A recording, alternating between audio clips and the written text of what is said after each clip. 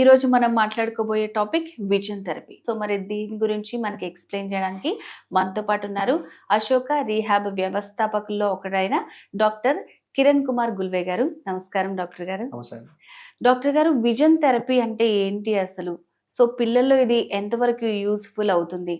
So vision therapy గురించి explain చేస్తారా? So vision therapy అనేది డెఫినెట్లీ అండి పిల్లలు చాలా ఇంపార్టెంట్. సో ఓవరాల్గా ఎవరైతే పిల్లలు ఉంటారో సో ఫుల్ ఫ్లెడ్జ్గా ఐ కాంటాక్ట్ ఇవ్వరు, లేకపోతే కొంతమంది ఏంటంటే నేమ్ కాల్ రెస్పాన్స్ కూడా రెస్పాండ్ అవ్వరు. సో ఓవరాల్గా ఏంటంటే డిస్ట్రాక్షన్స్ ఎక్కువగా ఉంటాయి. సో నార్మల్గా ఇప్పుడు మనం మాట్లాడడం సో రెగ్యులర్గా మనం ఫేస్ చూసి మాట్లాడుతాం. కొంతమంది ఏంటంటే ఇలా చూసి సో అగైన్ అటు ఇటు చూడడం అనేది ఎక్కువగా ఉంటుంది. వాళ్ళకి నచ్చింది అంటే ఐ కాంటాక్ట్ ఇస్తారు, నచ్చకపోతే ఏంటంటే డెఫినెట్లీ వాళ్ళు డిస్ట్రాక్ట్ అయ్యి వేరే వేరే వర్క్స్లో ఉండడం అనేది జరుగుతూ ఉంటుంది.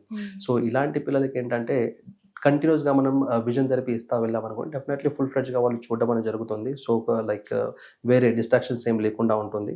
సో పిల్లలు కూడా వాళ్ళలో డిఫరెంట్ ఇష్యూస్ ఉంటాయి అన్నమాట. సో ఓవరాల్గా ఏంటంటే విజన్ తక్కువగా ఉండడం జరుగుతూ ఉంటుంది. కొంతమందికి ఏంటంటే హిడెన్ స్క్వింట్ ఉండడం జరుగుతూ ఉంటుంది. ఇలాంటి డిఫరెంట్ ఇష్యూస్కి మనం విజన్ థెరపీ ఇవ్వడం అనేది జరుగుతూ ఉంటుంది. ఈ విజన్ లోపం ఉంది వాళ్ళకి అని ఎప్పటి నుంచి ఎట్లా గుర్తించాలి మనం? సో టెస్ట్లు అనేది ఏ ఏజ్ నుంచి చేయించవచ్చు అంటారు? సో ఓవరాల్గా ఎప్పుడైతే పిల్లలు ఉంటారో సో పుట్టంగానే పిల్లలకి ఐ ఎగ్జామినేషన్ చేయడం అనేది చాలా ఇంపార్టెంట్. ఎందుకంటే వాళ్ళ ఐ ఎలా ఉంది ఏంటి అనేది మనం చిన్నప్పుడే మనం చూస్తూ ఉంటే డెఫినెట్లీ వాట్ ఈస్ వాట్ అనేది నెక్స్ట్ స్టెప్ అనేది తీసుకోగలం మనం. సో ఓవరాల్గా ఏంటంటే కొంతమంది పిల్లలకి ఫుల్ ఫ్లెడ్జ్గా హై మయోపిక్ కండిషన్ లేకపోతే హై హైపోమెట్రిక్ కూడా ఉంటుంది, కొంతమంది అఫెకియా ఉంటుంది, డిఫరెంట్ ఇష్యూస్ ఉంటాయి అన్నమాట. సో చిన్నప్పుడే అది రెక్టిఫై చేసుకుంటే వాళ్ళకి నెక్స్ట్ ఏంటి అనేది మనం ప్రాపర్ ట్రీట్మెంట్ అనేది ప్లాన్ చేయడం జరుగుతూ ఉంటుంది.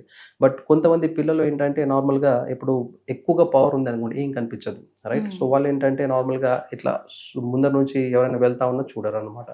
కొంతమంది పిల్లలు ఏంటంటే ఓకే పర్లేదు వచ్చేసారులే నార్మల్ అయిపోతారులే అని అంటూ ఉంటారు అనమాట. సో రీసెంట్గా ఒక కేసు వచ్చారు, 3 months బేబీ.